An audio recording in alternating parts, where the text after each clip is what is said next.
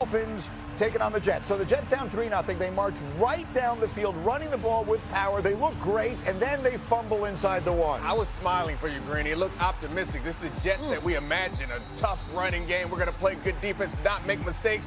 And they turned it over, and it all fell apart. Back the other way. This is on a 4th down play. How about this catch from Darren Waller? Darren Waller, welcome back to the NFL. It has been a while. 2023 was his last touchdown. Getting in the end zone on 4th down at that, Greeny. Now, the earlier fumble you saw from the Jets was the first turnover the Dolphins had caused all season. Here comes the second disaster. Oh, yeah, this is a problem with that. You're faced with a quarterback that can do exceptional things with his legs. There's never a play they want to give up on, but sometimes you're going to give it up. Jets kick a field goal. They're down 10-3 at the half. The Jets then fumble the opening kickoff of the second half, and then this horrendous play happens. On the 3rd and 8, don't worry, we're not going to show you the replay of Tyreek Hill's leg. It's not something that you want to see this morning. One of those devastating injuries. Graziano will have more on this as we go this morning. But a devastating moment, obviously, for Hill. The injury is a serious one. Anyway, as the play continues, too easy. Darren Waller, second touchdown, Dolphins up 17-3. And then just when it looks completely over, ensuing Jets drive, going for it on a 4th and 1, Justin Fields doing something that not too many other human beings could do. Yeah, I think this is what he had in mind when we had the fumble earlier. He has this level of athleticism and his capability to get the fans a little excited. He had over 340 total yards of offense. Dolphins respond with a touchdown. Jets down 24-10. Garrett Wilson, touchdown catch, but hold on. Is this offensive pass interference? Absolutely. Act 2 DB? Yeah, Come on, Greeny. Call that more often. Yeah, push off. Horrible call. 24-13. The Jets now down 2 touchdowns, and it's Fields. For reasons known only to them, the Dolphins single cover Garrett Wilson. That's a bad man. The other catch that didn't count, this one was even more impressive. Look at the feet right there. That is unbelievable. Garrett Wilson. Oh, he didn't need to push off. Jets go for the 2. They get it, so it's 27-21. They need an onside kick. And those almost never work, and here's one example of that. And so the Dolphins, on a night where they lose Tyreek Hill to a terrible-looking injury, keep their season alive. They win it by a score of 27-21. Let's start with the most important storyline here, Dan. What do we know about the injury to Tyreek? Yeah, as Adam Schefter reported this morning, multiple torn ligaments, including the ACL. In addition, he dislocated his kneecap. So when they rush him to the hospital because that can also mean artery damage, nerve damage. They have to assess what it is. So he'll have surgery today to repair those ligaments. His season's obviously over. His future in Miami in doubt because obviously the contract situation, he may have not been there next year anyway. Devastating injury, obviously. What else is there to say? Right, yeah, I mean, I think it was exciting for this team to get their win, but it's tough considering the rest of the season without what seemed to be their best player. So, yeah, it's a sad situation down there, but they should celebrate this win. It was a game last night where we went into it saying one of these teams' season is going to be over. That team proves not to be the Dolphins. It does prove to be the Jets. And Sal, when you consider how badly they played, or you want to play the soundbite here, we'll play. Breece Hall afterwards, I think, spoke for everyone when he described the Jets' performance by saying this. It's a tale of, 3 out of our 4 losses. Teams will shoot themselves in the foot, and we come back and shoot ourselves in the head. So you can't win. So there you have it. So what do we say? We really didn't expect in week 4 that Aaron Glenn's team would be this undisciplined. We thought that by this time that they would be not making the kinds of easy mistakes that are avoidable, even for a young team that's got a new quarterback and a new head coach.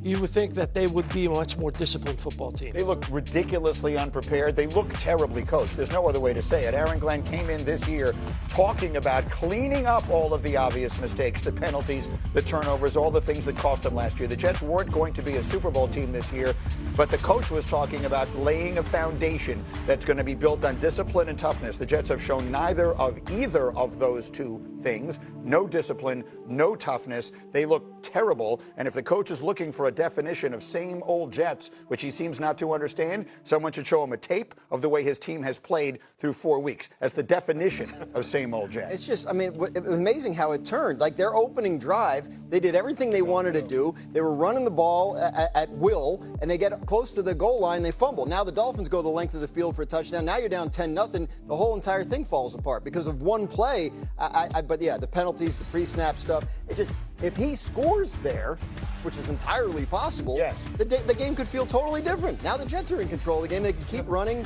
I don't know. It's just amazing how it flipped. And Graz, I think to your point, we always talk about the coaching. And one thing Aaron Glenn has talked about is having referees at practice, talking about minimizing the penalties. Once you go out there on the field, they fumbled 2 kickoff returns so far in this season, and there's pre-snap penalties. To a certain extent, Nick, you know this, for the players, you got to step up now when the lights come on and show up and perform the way you've done in practice. I guarantee you those coaches are going there on Monday and like, guys, we did this play on Wednesday, Thursday, and Friday, and we get to Monday night, and now we're making the same mistake. That's the thing about football is it's a couple plays here and there will make the whole game feel a whole lot different. So, like, Greeny, I think it's fair. A little bit of your fan is showing when you talk about the toughness. I think that they're undisciplined, but it's nothing about the way that they perform in that game that made me feel like this team wasn't tough. Like, they didn't fold it up. They didn't give up. They just make a lot of mistakes and are kind of sloppy. And you clean up, like, if they hold on to the ball, I think this game turns out totally differently, which fumbling is, like, it kind of feels a little bit random. So I'm not trying to give you any hope. It's not just the fumbles, though. It's the penalties. I'm not trying to give all you real hope. It's the late hit on Tua. They hit him right in the head as he's sliding. Now that's discipline. When your body slam, when John Simpson is body slamming a man like 2 seconds after the whistle, so that's also fake tough, right? There's tough and then there's phony. But they had resilience, is what he's trying to say in the fourth quarter. I'm trying. Very impressed. He's a fan. He's a fan. Whatever. Look, this is a national show. The Jets are not worth any more time than we have already given them. Let's move on to the other disaster that was last night. That's a newsflash, right? The Bengals, not so good. Bo Nix and the Broncos hosting Cincinnati last night. Bo Nix, this on a 3rd and 5, takes it himself. Oh, yeah. Bo Nix is a great athlete. Sometimes you forget it, but he's not going to let the Bengals forget it on that play. Meanwhile, the Bengals' frustration is going to start to show. This is Jamar Chase with 10 yards on a 3rd and 20. The Bengals had 159 total yards and 9 first downs. And you saw a lot of moments like this on the sideline. We're going to talk a lot about it. Meanwhile, look at Marvin Mims the other way. Getting it done, an end around. You see that for every NFL team out there. You want to get a wide receiver the ball, just hand it off to him once in a while. And then how about this play? Look at Cortland Sutton. So the difference in this offense from week to week really depends on Bo Nix's accuracy. When he's accurate, this offense is good, and he put it right on his chest. Bengals did not do well in 1st and long last night. This is 1st and 20, and it's a team meeting at the quarterback. Bengals offense just had nothing going, and look again, Jamar Chase, we got to talk about what this is all going to add up to. 5 minutes left.